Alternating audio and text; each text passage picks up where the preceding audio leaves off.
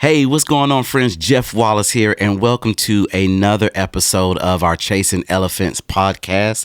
I and my brother Brent Crow, we love this podcast because it's an opportunity for us to hang out via digital space with all of our friends and partners. Now, as you can tell and hear right now, or even see, it's just your boy in the studio all by himself, all by him lonesome today.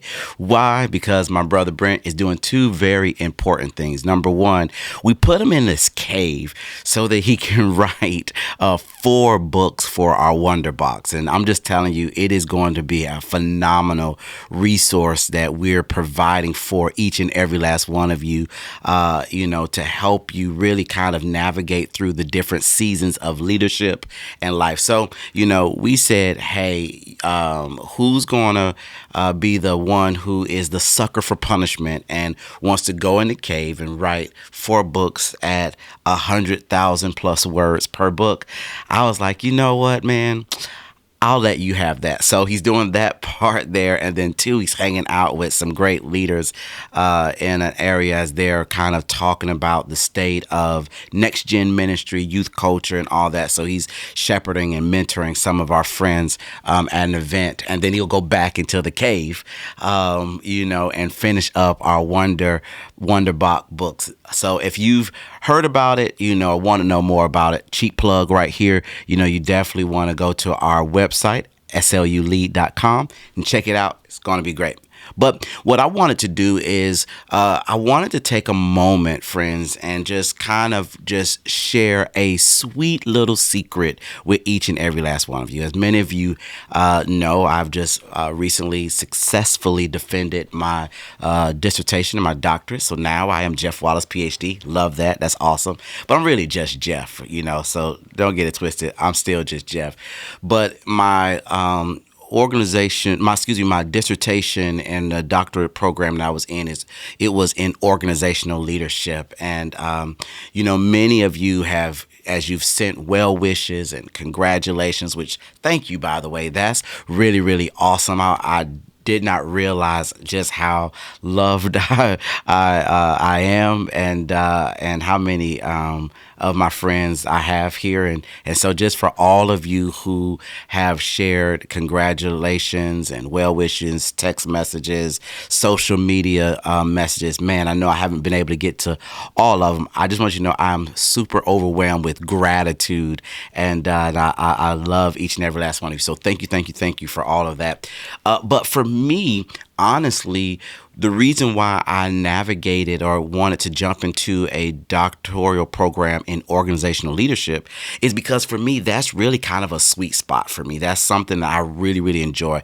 I love strategic and organizational leadership topics, conversation, theories, practices, how to help ministries and organizations really kind of navigate some organizational leadership spaces. And so while my brother's in the cave writing 4 books, God bless you, and then also coming out of the cave for a moment and invest in the lives of some very influential leaders, I wanted to take 2 of our episodes and really talk about a leadership topic that I know we've talked about ad nauseum. I know it's like a leadership buzzword. Many of you have heard it before and talked about it and all of those things. But I wanted to really take a practical approach and look at this idea of the power of vision.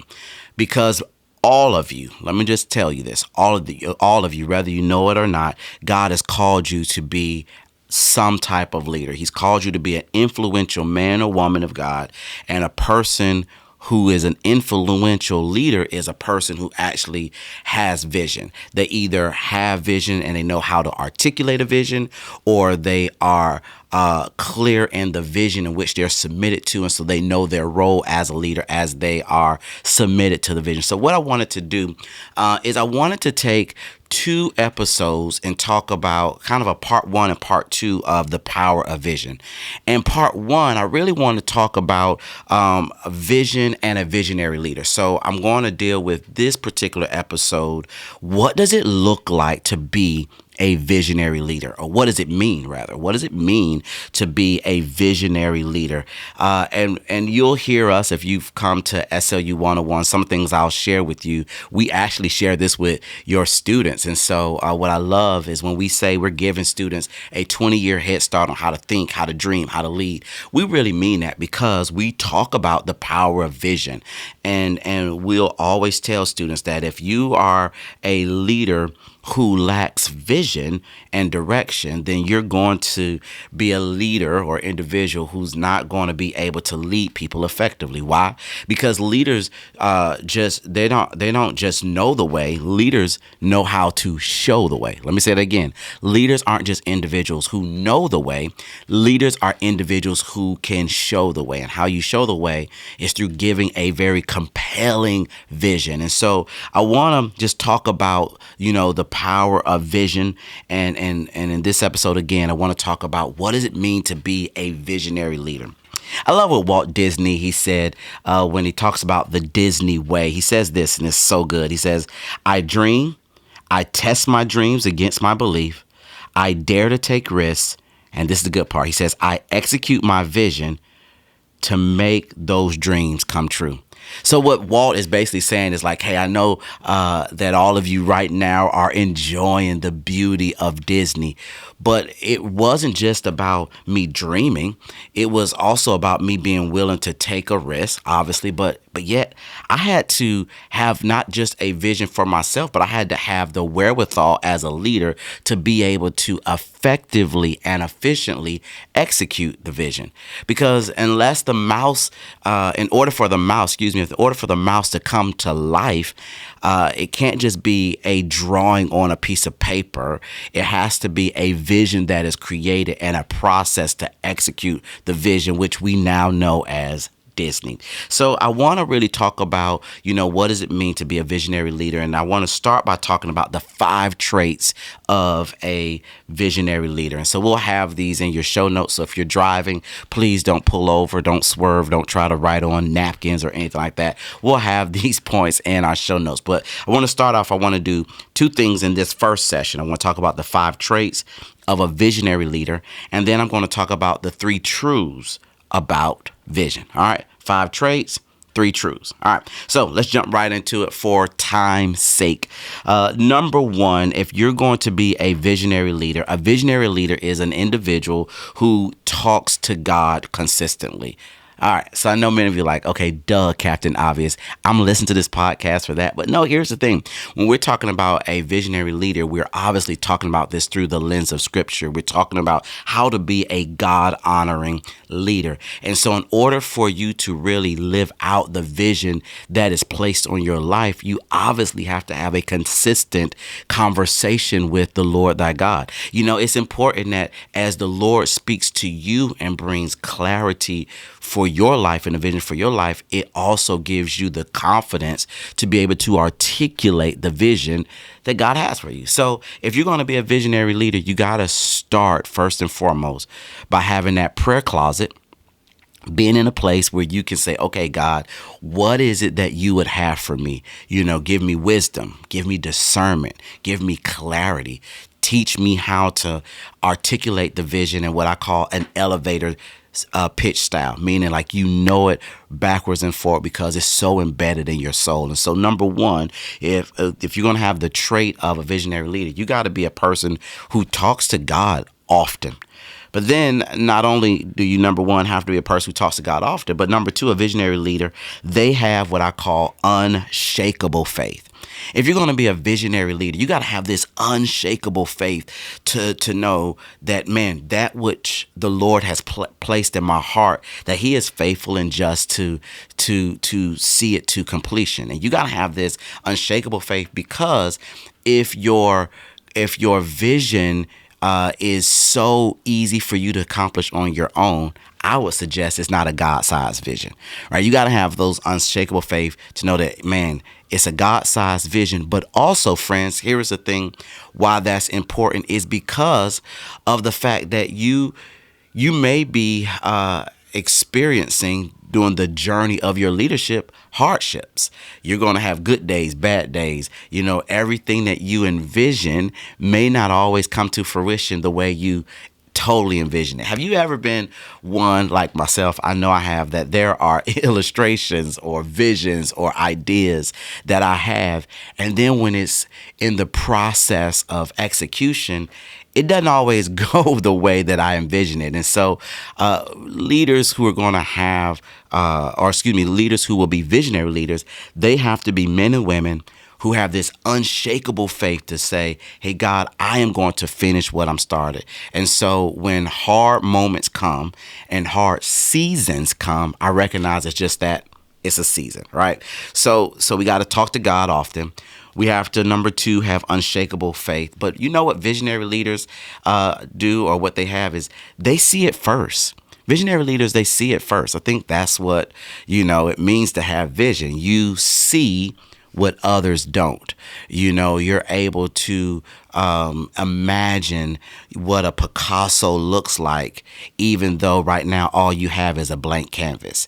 And I think that's why it's important to, again, start number one with having that conversation with God, because as the Lord speaks to you, you're able to see things that others don't. Or you may see it first.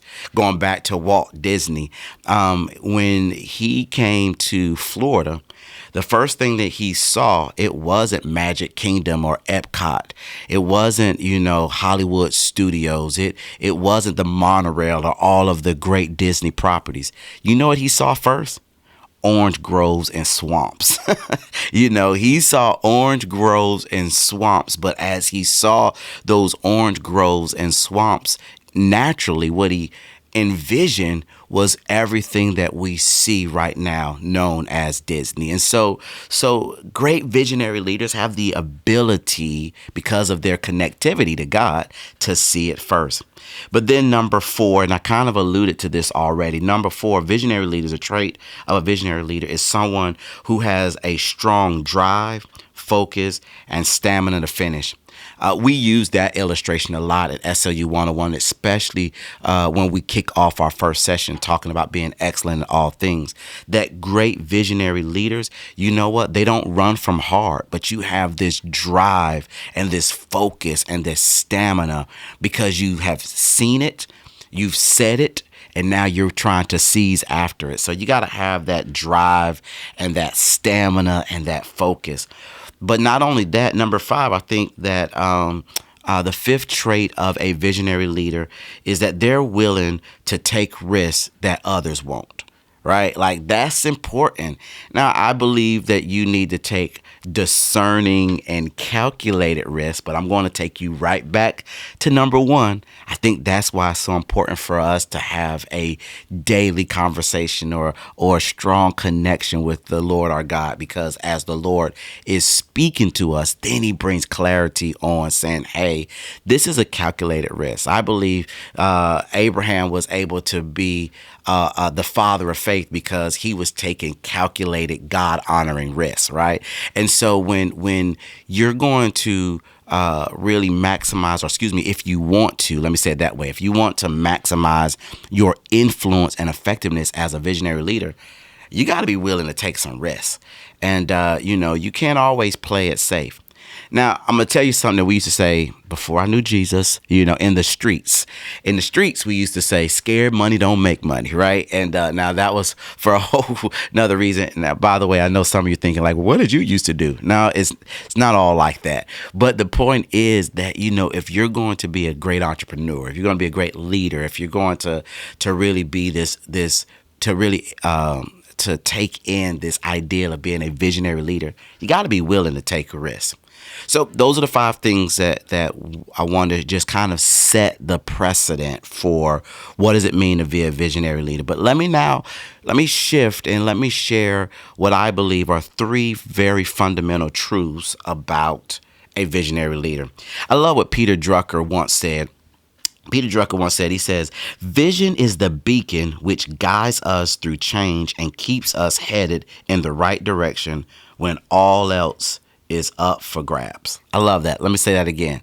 He says vision is the beacon which guides us through change and keeps us headed in the direction when all else is up for grabs. It's about vision.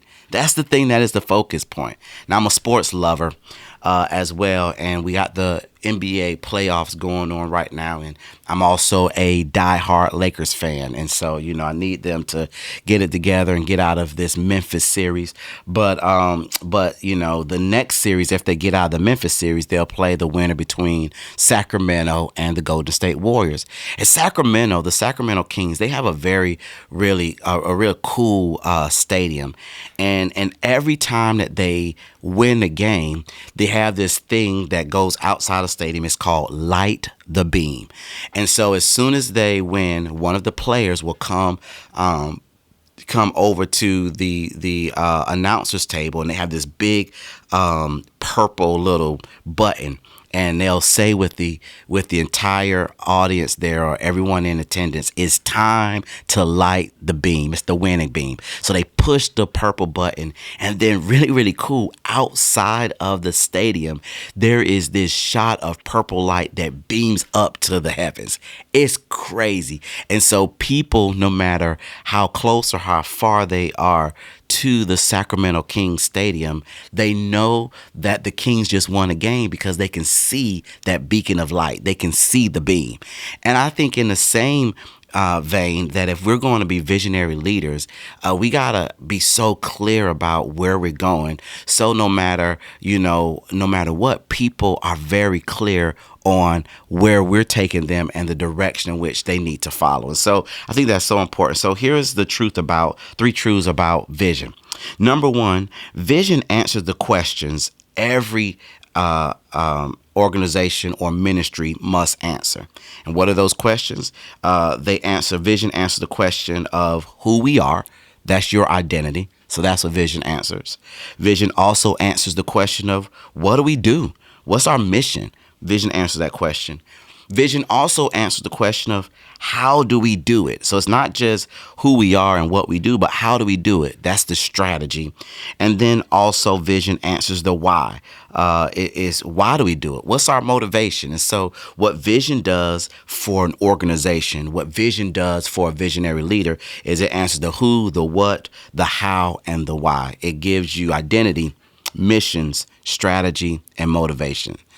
But the second thing I love that vision does, or the second truth about vision, is this: that vision precedes breakthrough. All right, so allow me to be a pastor for a moment. But vision really, it precedes breakthrough. And what do I mean by that is vision, a compelling vision, a clear vision. You know what it does? It draws people towards a future. If you're wanting to take people on a journey and they are willing to follow you and to go with you to the depths of the future, or go with you into the depths of next seasons of life or ministry, you got to be able to have a great vision, especially if there are seasons of decline or seasons of plateau. If you want to see a season of momentum, you got to have great vision. I love what the leadership guru John Maxwell, what he once said. He said this. He says, hey, he that leadeth and no one follows, you know what they're doing? They're only taking a walk. And so it's important that we understand that vision precedes breakthrough. And so vision, it draws people towards a future. Vision attracts key leaders and influencers to join the mission. And then vision unites people together. That's why if you're trying to push through the hard, what vision does is it brings other people along. And just as a side note, friends, can I just say this? You know why vision is so important is because leaders with great vision have the ability to attract eagles. And what do I mean by that? Great leaders want to follow someone who knows what they're doing. It's not about charisma or charm. Can I just tell you, it's about competency and clarity of vision. People who are next level leaders, they're not going to follow a leader who has no idea what they're doing and has no idea where they're going. What I love about our president, Dr. Jay Strack, and our vice president, Dr. Brent Crow, is they have a laser sharp focus on who we are and what we do at Student Leadership University. And you know what? We don't really deviate from that. We may partner with people in areas that we think, oh man, this would be awesome to add this along to what we're already doing. But the truth of the matter is, what we do well is SLU 101 to 401, Live Tour, YPS, and creating some cool resources for leaders. That's just we kind of stay in that vein, and it is very attractional.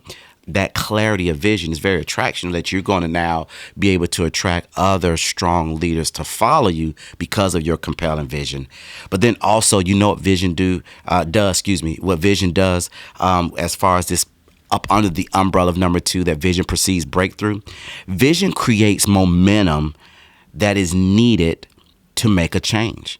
If you're trying to create vision, a great book out there for you to read is a John Cotter's book, Kotter, on organizational change. He talks about the 8 steps of organizational change, and he talks about, if you really want to create momentum, you get buy-in from other people by creating this compelling vision. And so the second truth about vision is that it precedes breakthrough. And number 1, vision answers the questions that every organization, must answer. But here's the third truth about vision. Vision inspires the best in people. A clear and compelling vision, no doubt, will inspire and move people to move with you. So here's what I want you to think about under this umbrella of this truth. Number 1, you need to challenge people to be a part of something bigger than yourselves. That's why what a clear and compelling vision does. A clear and compelling vision, it inspires people to be a part of something significant. It inspires people to be a part of a movement. We use that that term a lot, but it inspires people to join what God is doing in your ministry or organization. Vision not only inspires the best in people to get them to be a part of something bigger than themselves, but it also moves people to give sacrificially. If you're in a non-profit organization or a parachurch organization like we are, we know that fundraising is a part of our job description. Fundraising is a part of what we do. And you can't just walk in a room with great leaders and potential donors, with a lot of charm and funny jokes. No, they want to know, if I give to you sacrificially, I'm giving to what? What exactly and clearly am I giving to? And so having a great, compelling vision, it inspires people to give sacrificially. You know what it also does?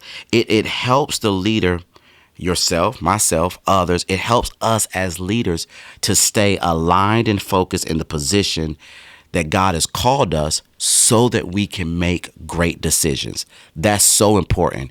Vision brings not only clarity to others, but it ensures that you, the leader, that you're going to be focused and in alignment. The one thing that you should never be as a leader, if you really want to make a significant impact, is that you don't ever want to be the jack of all trades and the master of none. I think it's important that you figure out what do you do well and build a vision, a clear, compelling vision around that. And then finally, the vision that inspires the best in people, you know what it does? It requires leaders to continue in both the journey of spiritual and leadership growth. And here's a final thing that I just want to leave with you, friends, is that you can't take people places that you've not been yourself. So if you're going to be a leader who's going to lead well and be a God-honoring, faithful leader, you got to make sure that you're spending time with God yourself and that you're also growing in your own leadership. Don't ever be content and comfortable with always being, you've heard me say this before, always being the smartest person in the room.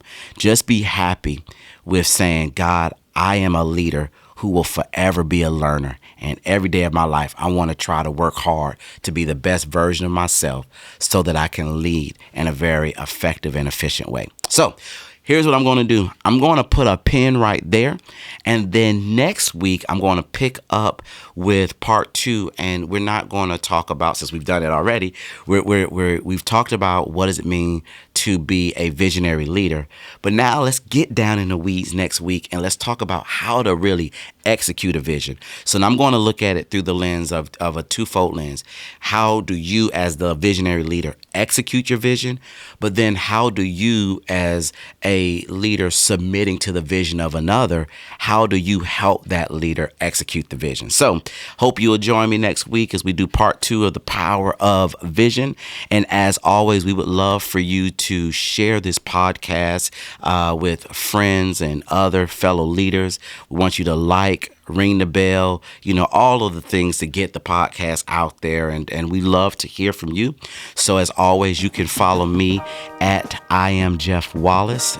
You can follow me again at I am Jeff Wallace. Follow my brother Brent at Brent A. Crow. And you can follow us here at Student Leadership University at SLU Lead. Again, that's at SLU Lead.